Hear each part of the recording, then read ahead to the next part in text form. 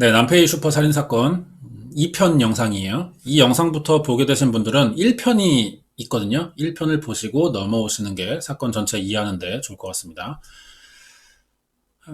남페이 슈퍼 강도 살인 사건의 범인 누구냐는 거죠. 그 전에 총과 강선에 대해 먼저 알아보고 넘어갈게요.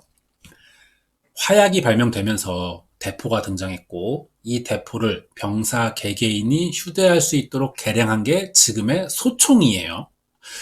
총을 발사하면 총알이 회전하면서 날아갑니다.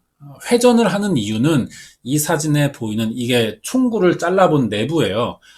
총구 안에 저 나선들 때문인데요. 이거를 강선이라고 합니다. 강선을 만든 이유는 발사 거리를 늘리기 위해서예요. 탄두가 회전하면 바람의 저항이 줄어드니까 더 멀리 쏠 수 있고요. 명중률도 높아집니다. 우리가 장총이라고 부르는 편의상 이런 머스킷류의 전장식 소총의 경우 사거리가 1km 정도 되긴 해요. 하지만 강선이 연구되기 전에 총으로의 역할이 가능한 실질적 살상거리는 50에서 100m 정도였다는 거죠. 명중률도 떨어지니까 상대의 급소를 노리기가 어렵고요. 그래서 예전 전쟁 영화들을 보면은 병사들이 일렬로 쭉 서서 동시에 총을 쏘는 이런 장면들이 나오거든요. 이게 강선이 없다 보니까 낮은 명중률을 보완하기 위한 전술이었던 겁니다. 하지만 현대에 와서 강선이 개발되자 위력과 사거리가 늘어났던 거죠. 그러면서 동시에 총구가 짧아도 사거리가 확보되는 권총이 개발됐던 거예요. 총을 발사할 때 총알이 이 강선을 타고 회전하면 총알에도 이 자국이 남을 수 있죠. 이걸 강선 자국이라고 하는데 재밌는 건 이 강선 자국으로 총알이 어느 총에서 발사됐는지를 알 수가 있다는 거죠. 같은 종류의 총이라도 각자 미세한 차이가 있습니다. 그래서 총마다 이 자국이 다 달라요. 총의 지문 같은 역할까지 하게 된 겁니다. 남페이 슈퍼 사건의 피해자들은요, 총에 맞았으니까 이 총알의 강선 자국을 분석하면 총의 모델도 알 수 있고요. 그러면 유통 경로도 확인해 볼 수 있는 거죠. 모든 총에는 번호가 매겨지기도 하니까 해당 총을 수배하는 게 가능해질 겁니다. 피해자들 몸에서 발견된 총알의 강선 자국을 확인해 봤어요. 그랬더니 불법으로 제조된 필리핀제 389경 리볼버 권총으로 확인됩니다. 보이는 대로 작아요. 가지고 다니기 편하지만 총신이 짧죠. 총구 길이가. 그래서 아무리 강선이 있어도 사거리는 짧은 편이고 불법이다 보니까 명중률은 더 떨어지거든요. 일본도 우리나라처럼 총기 소지가 금지돼 있어요. 총을 사용하려면 자격이 필요하고요. 총기 번호로 관리되니까 사용한 사람이 누군지를 알 수 있거든요. 그러니까 범행을 목적으로 사용하려면 불법으로 들여올 수밖에 없는 겁니다. 전 영상에서 1편에서 노리코는 왼쪽 이마에 총을 맞았다고 했었죠. 이 상처를 보니까 총에 의한 파열만 있던 게 아니라 화상 자국도 같이 남아 있었거든요. 이건 거리를 두고 쏜 게 아니라 밀착해서 쏜 접사의 흔적이에요. 총알이 발사되면서 열에 의한 화상인 거죠. 명중률이 떨어지는 총의 경우 어떻게 사용해야 하는지 범인이 잘 알고 있는 겁니다. 실제로 총을 많이 쏴보지 못한 사람들은 접사라 해도 이게 보기엔 쉬워 보이죠? 대고 쏘기만 하면 되니까요. 그래도 정확히 맞추기가 어려워요. 일단 총의 반동을 제어하지 못하고 심리적인 부담감도 있을 겁니다. 하지만 여고생들은 한 발씩만 맞았고 위치도 정확했어요. 종합해보면 범인은 총에 대해 어느 정도 알고 쏴본 경험도 많은 사람일 가능성이 높다는 겁니다. 그러면 이렇게 잘 쏘는 사람인데 왜 노리코만 2발을 맞았냐는 거예요. 이 부분은 수사를 통해 밝혀내진 못했지만 상상을 해보자면 여고생 둘을 테이프로 결박할 때 노리코가 도망치려고 했을 가능성이 있습니다. 그러자 급해진 범인이 일단 노리코에게 한 발을 쏜 거죠. 이게 왼쪽 이마였던 거고요. 노리코가 쓰러지긴 했지만 떨어지는 명중률 때문에 즉사하지 않은 겁니다. 거리도 있으니까 이런 짧은 총신을 가진 권총의 특성상 살상력이 약해질 수밖에 없는 거고요. 즉사하지 않자 다가가서 머리에 총을 쏘고 확실히 처형을 하게 된 거죠. 이렇게 2발을 쐈다고 생각이 됩니다. 그 뒤에는 묶여있는 여고생들의 뒤통수에 한 발씩 쐈다고 봐야 될 것 같아요. 이래야만 4발을 쏜 이유가 해결되거든요. 일본은 세계 2차 대전 때 미국의 원자폭탄을 맞고 항복하면서 군대를 만들지 않겠다고 약속했어요. 정규군이 없습니다. 그래서 총을 다뤄보려면 자위대 출신이라야 할 거예요. 하지만 자위대는 해외로 전투 파견을 나가더라도 주로 군함을 보냅니다. 소총을 쏘는 실전 경험을 하기는 어렵다는 거죠. 그러면 이런 조건에서도 총에 대한 지식과 경험을 할 수 있는 방법은 어떤 게 있냐는 건데요. 아무래도 야쿠자밖에 없는 것 같습니다. 야쿠자 중에서도 경력이 많은 간부급일 가능성이 있는데요. 왜냐하면 밑에 부하들은 배신당할 수도 있으니까 자기가 함부로 부하들에게 총을 나눠주지는 않으려고 할 것 같습니다. 그러니까 범인은 총을 사용해본, 부하를 처형해본 경험이 있는 간부급 야쿠자이지 않을까 이런 생각이 들어요. 2층 사무실 현장엔 피해자들이 많은 피를 흘렸지만 범인이 이 피를 하나도 밟지 않았고 대신 발자국 10개가 발견됐었어요. 이 신발 사이즈가 260 정도 됩니다. 신발 자국이 남았으니까 이 발자국의 성분을 분석해 볼 수도 있거든요. 여기서 철분과 점토, 이끼가 나왔어요. 철분은 철근을 만지는 사람들의 신발에서 자주 나오는 성분이에요. 그럼 범인은 용접을 하거나 철공소에 자주 가는 이런 사람일 가능성이 있다는 겁니다. 발자국 모양으로 신발 밑창이 어디서 만들어졌는지도 찾아냈거든요. 사건 현장과 차로 10시간 거리예요. 히로시마현의 고무 공장에서 제조된 밑창입니다. 그렇다고 범인이 히로시마 사람일 가능성은 낮아요. 밑창이 여기서 제조됐을 뿐이고 신발 공장에 납품돼서 다른 지역에 유통되니까. 거기에 이 밑창은 30종류나 되는 신발에서 똑같이 사용되고 있었습니다. 그럼 신발이 판매된 곳이라도 찾아야 되는데 주로 도쿄에 납품됐었다는 거예요. 기치조지와 하치오지는 남페이 슈퍼가 있는 지역이죠. 그리고 조후시에서 자주 판매됐었고 가격은 10,000에서 15,000엔 사이로 팔렸어요. 그럼 범인은 도쿄에 있을 가능성이 높은 거고요. 남페이 슈퍼가 있던 하치오지를 유력하다고 봐야겠죠. 거기에 사건 당시 수상한 사람을 봤다는 목격자들이 꽤 나타나기도 했었습니다. 오후 5시 반과 8시 반, 9시 6분에 슈퍼 근처를 서성이는 40에서 50대 사이의 남성을 봤었다는 거예요. 3번 다 범인이었다고 확신할 수는 없지만 이 중 한 번은 있었을 가능성이 높겠죠. 그러면 매장 문을 닫는 9시와 가장 가까운 8시 반이 유력할 겁니다. 슈퍼와 20m 정도 떨어진 길에서 라이트를 끈 채 정차해 있는 수상한 흰색 승용차를 목격한 사람도 있었어요. 이 차의 주인은 25살 정도로 보였고 흰색 티셔츠에 야구 모자를 썼다고 하는데 경찰이 누군지 찾지는 못했어요. 거기에 이 차는 A가 놀이코를 만나기로 한 그 A가 슈퍼에 막 도착한 시간인 오후 9시 15분부터 35분 사이에 슈퍼와 30m 거리의 도로에서 사라졌다고 하는데 이 차종입니다. 범인은 차는 아니고요. 흰색 체이서라는 차종으로 확인됐어요. 시간상 용의자의 가능성이 너무 높죠. A가 예약된 식당에서도 놀이코가 보이지 않자 다시 슈퍼 사무실로 갔을 때인 오후 9시 50분에도 조금 전까지는 A가 보지 못한 흰색 차가 이 슈퍼 주차장에 서 있었다고 하거든요. 하지만 이 차는 총소리가 울린 뒤에도 계속 있었다는 점에서 사건과는 관련이 없어 보입니다. 증언들이 꽤 있었지만 다 사실인지 확인할 수 없었고요. 남페이 슈퍼엔 CCTV도 4대나 있지만 녹화가 되질 않았어요. 우리나라도 예전엔 CCTV를 달아만 놓고 작동시키진 않는 경우들이 있었거든요. 선을 연결하지 않은 겁니다. 결국 경찰은 아무것도 알아낼 수가 없었어요. 그러다 사건 6년 만인 2001년 11월 22일 어느 주간 잡지에서 난페이 슈퍼 범인의 실명을 거론한 야쿠자 관계자의 편지가 존재한다는 이런 보도가 나옵니다. 다른 사건으로 검거된 야쿠자의 관계자가 다른 구치소 지인에게 보낸 편지인데요. 하지만 조사 결과 이 사건과는 관계가 없는 걸로 확인됐어요. 사실 목격자나 제보자보다 더 확실한 건 물증이죠. 경찰은 이미 범인이 사용한 총알을 확보하고 있습니다. 여기서 확인된 강선 자국으로 사용된 총을 찾을 수 있다면 사건 해결에 결정적이겠지만 이 총을 찾는 게 생각보다 어려웠다는 거죠. 결국 찾긴 하거든요. 사건 10년 만인 2009년 1월 경찰은 각성제 소지 혐의로 체포한 어느 야쿠자 조직원에게서 총 하나를 압수하게 됩니다. 이 총의 강선이 남페이 슈퍼 사건에 사용된 총알의 강선과 유사했고요. 같은 2009년 8월에도 또 다른 야쿠자 조직원을 체포해 집을 수색해보니 총이 나왔거든요. 그런데 경찰은 이 사실을요, 11년이나 지난 2020년 7월에 발표를 합니다. 왜 이렇게 늦은 발표를 했냐면 이 야쿠자 조직원은 지금 감옥에 있거든요.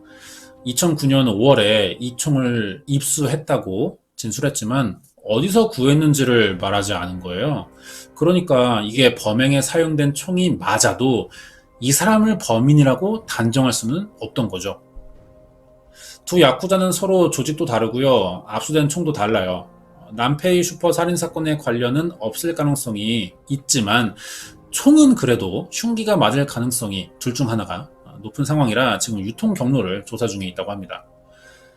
그러다 2002년에 사건 현장과 4시간 거리인 나고야 아이치현에서 은행 강도 미수로 현장 체포된 남자가 남페이 슈퍼 살인사건의 용의자로 지목된 적이 한 번 있어요. 이 사람입니다. 보도 당시 73살이에요. 나카무라 히로시라고 하는데 이 사람을 용의자로 본 이유는 1997년 오사카 은행 강도 미수로 체포하면서 가지고 있던 총을 확인해 보니까 강선이 남페이 사건에서 발견된 총알과 유사했다는 거죠. 그런데다 남페이 슈퍼 사건 당시 나카무라 히로시는 같은 하치오지시에 살고 있었고요. 슈퍼 살인사건 4개월 전에는 경찰청장 저격 사건이 있기도 했습니다. 히로시는 이 범인이 자기라고 자백을 했어요. 하지만 남페이 사건은 인정하지 않았거든요.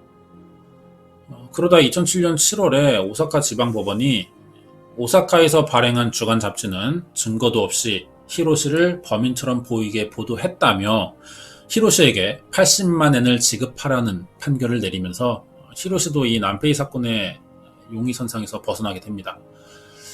그렇긴 했지만 사실 범인이라는 확인을 못했을 뿐인 거지 혐의는 아직도 받을만 하거든요. 수사망이 좁혀온다는 사실에 압박을 받고 경찰청장 저격 사건을 저질러서 체포된 겁니다. 일부러 3명을 죽인 것보다 1명을 죽인 죄가 가벼울 테니까요. 이렇게 검거되면서 남페이 슈퍼 사건을 벗어나려고 했어요. 이런 가능성도 남아있긴 하거든요. 아직 이 추측이 사실인지 확인을 못하고 있을 뿐인 겁니다. 경찰은 남페이 슈퍼 사건에서 사용된 총으로 추정되는 총알을 4발이나 확보하고 있어요. 이 4개의 강선 자국이 다 비슷합니다. 그래도 사건을 해결하지 못한 이유는 사용된 총이 불법 제조된 총기라 유통 과정을 확인하기가 어렵기 때문일 거예요. 제대로 된 공정을 거쳐서 제작된 총이라면 강선 자국이 같습니다. 총알마다. 하지만 불법 제조는요, 발사할 때마다 이 자국이 미세하게 다를 수 있어요. 그래서 명중률도 떨어지게 되는 거죠. 항상 일정하게 나가지 않으니까. 아니면 범인이 강선 자국을 속이기 위해서 총을 사용할 때마다 일부러 이 총구안을 조금씩 훼손했을 이런 가능성도 있겠죠. 총기 소지가 불법인 나라면 사용 빈도가 낮기 때문에 총기 사건도 그만큼 적게 일어납니다. 그만큼 접수된 사건이 적을 수밖에 없으니까 유사 사건이 일어나면 대조해보기가 너무 쉬운 거예요. 사건이 얼마 안 되니까. 1988년에 가나자와시에서 일어난 금융업 부부 사살 사건이 있습니다. 그리고 1999년부터 2001년까지 오사카에서 연달아 일어난 4건의 강도 사건에서도 권총이 사용됐었어요. 이 중 몇 사건은 같은 총이 사용됐을 이런 가능성이 높습니다. 동일 범일 수도 있고요. 아니면 야쿠자 내부에서 하나의 총을 공유하고 있을지도 모르는 거죠. 사용하고 반납하고 다른 사람이 사용하고 이런 식이요. 그래서 지금 일본 경찰은 이런 불법 총기들의 사용 경로와 유통 경로를 조사 중이에요. 결국 밝혀진 건 아무것도 없다는 이야기죠. 여기서 궁금한 건요, 왜 범인은 굳이 총을 사용했냐는 거예요. 총은 살상력이 강하기 때문에 다룰 줄만 안다면 범죄에 쓰기는 너무 좋은 흉기가 될 겁니다. 하지만 단점이 있죠. 소리가 크다는 거예요. 이 소리를 감출 수가 없기 때문에 그만큼 위험성도 따른다는 거죠. 아주 외진 장소가 아닌 이상 도시에서 울린 총소리는 누군가가 들을 수밖에 없는데 범인은 왜 이런 위험을 감수하면서까지 총을 사용했냐는 겁니다. 어떤 목적이었든지 조용하게 처리할 수 있는 칼이나 둔기가 더 좋아 보이지만 이 사건엔 한 가지 요소가 있다는 거예요. 현장 근처에 축제가 있었다는 겁니다. 사건 당시 9시 17분에 고등학생 2명과 다수의 사람들이 5발의 총소리를 들었다고 했어요.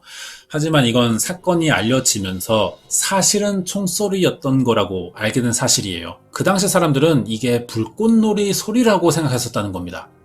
다른 날이었다면 무조건 총을 쏜 그 시각에 신고가 됐을 것 같아요. 하지만 축제라는 게 범인에게 유리한 작용을 하게 된 것 같습니다. 9시 17분에 총이 발사되고 노리코와 만나기로 한 A가 경찰에 신고한 시간은 밤 10시 8분이니까요. 범인에게는 50분의 도주 시간이 있던 거예요. 범인은 3분 만에 단서도 남기지 않고 사라졌는데 1시간에 가까운 도주 시간까지 벌었다는 점이 미제로 남는데 결정적이었던 것 같습니다. 만약 총소리를 들은 9시 17분에 바로 경찰 신고가 됐었다면 며칠 안에 범인이 잡혔을지도 모르는 거죠. 빠르게 사라졌다는 점에서 차를 이용했을 가능성이 높아 보여요. 목격자들이 본 수상한 흰색 차량이 유력하기 때문에 그만큼 빨리 수비할 수도 있었을 겁니다. 범인이 이 축제를 이용해 일부러 총을 사용했던 거라면 상당히 지능범일 거예요. 사건 검거의 순간이 또 있기도 했었거든요, 한 번은. 검거된 야쿠자들에게서 총을 압수하던 2009년입니다. 사건 해결의 가능성이 보이는 굉장히 유력한 단서가 발견됐었어요. 일본 야쿠자가 마약 소지 혐의로 중국에서 체포된 적이 있습니다. 그런데 이 사람이 남페이 슈퍼 사건에 대한 정보를 알고 있다면서 중국 공안 당국에 진술을 한 거예요. 진술 내용을 전달받은 일본은 중국에 바로 경찰을 파견합니다. 감옥에서 이 남성을 만났죠. 그랬더니 자기가 9개 지역에서 17건의 강도로 6억엔을 훔쳤고 일본과 중국인으로 구성된 강도 조직의 중간급 간부라고 소개하면서 같은 중국인 강도 조직에게 난페이 슈퍼에 대한 이야기를 들었다고 합니다. 그래서 그 중국인이 범인 같지도 모른다고 말을 하는 거예요. 이게 사실이면 결정적인 단서가 되겠죠. 일본이 바로 수사 협조 요청을 했습니다. 하지만 중국이 이걸 무시했고요. 이 일본인 야쿠자는 2010년 4월 9일에 사형됐어요. 어떻게 일본에서 일어난 사건을 중국인이 알고 있는지는 모르겠지만 경찰은 결국 이 중국인도 찾아냅니다. 1994년 4월에 일본으로 미입국했다가 불법 체류로 적발돼서 강제 송환됐던 사람이에요. 그래서 난페이 슈퍼 사건을 알고 있던 겁니다. 2002년에도 일본에 미입국했었지만 또 붙잡히면서 출국한 뒤 2006년엔 난민으로 캐나다에 이주했는데요. 여기서 영주권을 따요. 결혼도 해서 사는 중이라고 합니다. 그런데 마침 이 사람이 마트에서 점원으로 일하고 있었다는 거예요. 범인이라면 마트 경험이 있으니까 난페이 슈퍼 사건도 쉽게 계획했을 것 같은데 이 사람을 조사해 봐야겠죠. 일본이 여권법 위반 혐의로 구속영장을 신청하면서 캐나다에 신병인도 요청을 했고요. 결국 2013년 11월에 이 사람을 일본으로 송환했어요. 18년 만에 유력한 용의자를 만나본 겁니다. 하지만 이 사람은 난페이 슈퍼의 현금 보관과 여러 정보를 또 다른 중국인 강도 조직원에게 알려주기만 했고 범행을 저지르지는 않았다고 진술했거든요. 이 사람 말이 사실인지 확인하려면 그 또 다른 중국인을 찾아야 되는 건데 이제 와서 현실적으로 그럴 방법이 없다는 거죠. 결국 일본은 이 사람에게 징역 2년에 집행유예 5년을 판결하면서 다시 캐나다로 추방할 수밖에 없었습니다. 이렇게 사건은 아직 미제로 남아있어요. 이 사람은 난페이 슈퍼 사건을 10년간 수사했던 이와키 시게루라고 합니다. 아직 사건을 포기하지 않았고요. 제보를 달라면서 계속 사건을 알리고 있는 중이에요. 사건 이후 남페이 슈퍼는 해바라기 슈퍼로 이름을 바꿉니다. 하지만 이미 직원이 셋이나 살해당한 건물로 소문이 났으니까 손님이 오지 않았거든요. 그러다 1998년에 폐업했고요. 이 자리는 지금 주차장으로 바뀌었어요. 워낙 유명한 사건이었고 미제로 남아있다 보니 포상금도 크게 걸려 있었거든요. 결정적인 제보를 하는 사람에게 600만 엔을 준다고 합니다. 포상금을 걸었지만 범인을 특정하지 못한 사건이죠. 이런 종류의 사건으로는 일본에서 가장 오래됐어요. 2010년 7월에 사건 15년째가 되면서 공소시효가 끝날 뻔했습니다. 하지만 법정 최고형이 나올 수 있는 강력 사건의 경우 공소시효가 폐지되면서 아직 수사가 계속되고 있죠. 아직도 범인에 대해 알 수 있는 건 한 가지도 없어요. 총에 대한 경험이 많다는 사실이 그동안 알아낸 전부입니다. 대체 범인은 누구였고 어떤 목적으로 사건을 저질렀냐는 거예요. 뒤에 관련된 내용 남아있고요. 준비한 이야기는 여기까지입니다. 이번 영상은 1995년 일본에서 일어난 난페이 슈퍼 강도살인 사건 파일이었습니다. 네, 관련된 이야기 좀 하자면 사실 범인에 대해 드러난 단서를 볼 때 정황분들이긴 하지만 의외로 쉽게 알아낼 수도 있다는 생각이 들거든요. 현장 정황 외에 목격자들에게서 가장 많이 나온 증언은 수상한 흰색 자동차였고요. 총기가 금지된 나라에서 총을 잘 다루는 사람은 그만큼 적을 수밖에 없다는 거예요. 수사를 통해 자위대 출신의 야쿠자 조직원일 가능성이 높다고 했었죠. 이 조건에 맞는 사람을 찾는 게 어렵진 않다고 생각됩니다. 그런데도 아직까지 찾지 못했다는 건 두 가지 경우가 있을 것 같아요. 첫 번째는 그동안 생각해보지 못한 제3의 인물이 범인일 가능성입니다. 자위대 출신도 아니고 야쿠자도 아니지만 우연히 어디선가 권총을 얻었는데 마침 이 사람에게 총기 지식이 있던 거죠.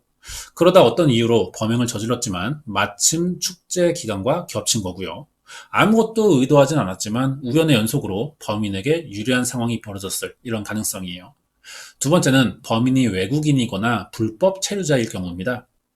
범죄를 저지르고 자기 나라로 도망갔거나 아직 일본에 불법 체류 중이지만 신원 정보를 알 수 없으니까 경찰에게 노출되지 않는 이런 상황인 거죠. 일본의 유명한 미제 사건 중에 세타가야구 일가족 살인 사건이 있어요. 예전에 소개한 적이 있는데 여기에 링크 해두겠습니다. 이 사건의 용의자가 한국인일지도 모른다는 추측이 있었거든요. 왜 이런 이야기가 나왔었냐면 일본이 신분증이 없는 나라라서 그래요.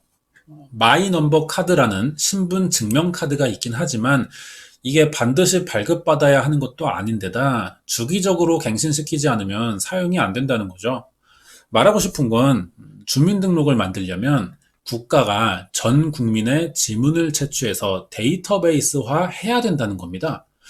누군가는 개인정보를 국가가 수집하는 게 불쾌할 수 있고요. 통제처럼 느낄지도 모르겠지만 사건을 해결하는데 지문 데이터베이스는 아주 큰 도움이 되거든요. 하지만 일본의 마이넘버 카드는 범죄 경력이 있는 전과자들의 지문만 채취한다는 거예요. 사건 당시 경찰은 난페이 슈퍼에서 발견된 피해자들에게 묶여있던 테이프에서 쪽지문을 찾은 적이 있었습니다. 피해자들의 지문과는 달랐기 때문에 또 다른 누군가가 현장에서 이 테이프를 사용했다는 이야기예요. 범인이겠죠. 쪽지문이라도 대조는 되니까 이 사람을 찾으면 돼요.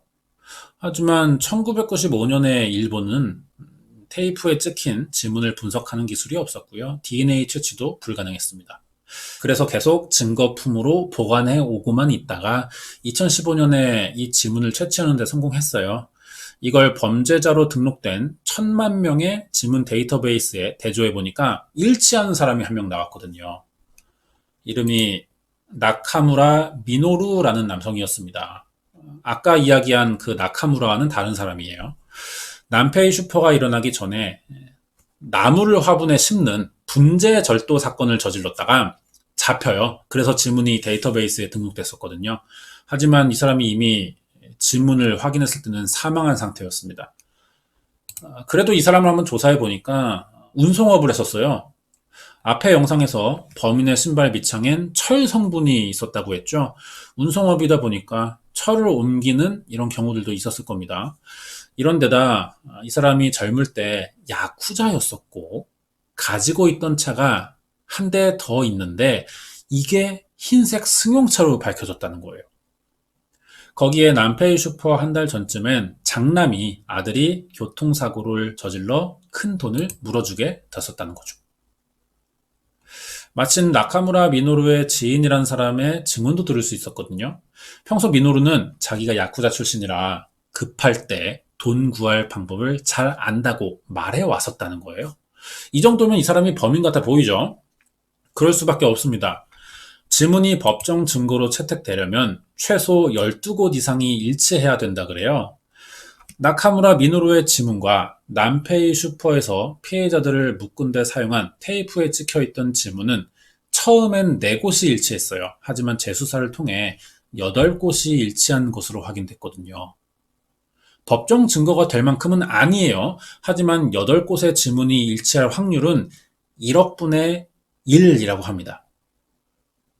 하지만 이 사람은 사건 발생 시각에 회사 모임에 있었다는 알리바이가 확인됐고요. 테이프에 묻어있던 땀에서 채취한 DNA도 일치하지 않았어요. 이 사람도 무혐의가 된 거죠. 자, 1억 분의 1 확률이면 테이프는 최소한 나카무라께 맞다는 이야기가 됩니다. 하지만 DNA가 다르다는 점에서 범인이 나카무라의 테이프를 가져가서 썼을 이런 가능성도 생각해 봐야 돼요. 문제는 나카무라가 이미 사망해서 주변 사람들을 다 조사해 볼 수는 없다는 거죠. 여기에 또 다른 사람이 범인일 가능성도 아직 남아 있습니다. 슈퍼문을 닫기 직전인 8시 56분에 마지막으로 나간 젊은 남녀 손님이에요. 처음에 이 사람들은 범인을 목격했을 가능성이 가장 높은 목격자로 생각됐었습니다. 경찰 입장에선 꼭 만나봐야 될 사람들이죠. 그런데 찾을 수가 없는 거예요. 이 사람들의 차도 사건에서 여러 번 등장했던 그 수상한 차와 같은 흰색이거든요. 본 내용에선 이야기하지 않았지만 사건 현장인 2층 사무실의 잿더리에는 담배꽁초 하나가 있었습니다. 사망한 여고생들이 담배를 폈는지 알 수는 없지만 노리코는 사진으로 확인했었죠. 이 담배꽁초에 립스틱이 묻어 있었습니다. 여성이 피웠다는 이야기인데 지문처럼 나중에 DNA도 채취했거든요. 하지만 노리코나 다른 피해자, 주변에서 이 사무실에 들어올 만한 어느 여성과도 일치하지 않았어요. 결국 범인이 피웠다고 생각해 봐야 될 것 같은데 대조할 사람을 찾지 못하니까 이 담배꽁초 주인이 누군지 아직 밝혀내지 못하고 있는 겁니다. 이 사건은 26년째 조사 중이에요. 그동안 점장이나 피해자들, 총소리를 들었다는 사람들, 수상한 차를 목격한 사람들까지 다 조사를 받았어요. 그런데 아직 신원을 밝히지 못한 여성은 그날 마지막 손님으로 온 이 사람밖에 없는 겁니다. 이 사람이 만약 담배꽁초의 주인이라면 사건을 저지르고 사라진 범인일 가능성이 너무 높아요. 지금 상태론 이 두 사람을 찾는 게 사건 해결의 유일한 방법 같습니다. 하지만 막상 찾게 되더라도 범인이 아닐 가능성은 남아있는 거죠. 여러 방면에서 봤을 때 사건은 그래서 해결될 가능성이 거의 없어 보이는 이런 상태라고 할 수 있습니다. 여기까지예요.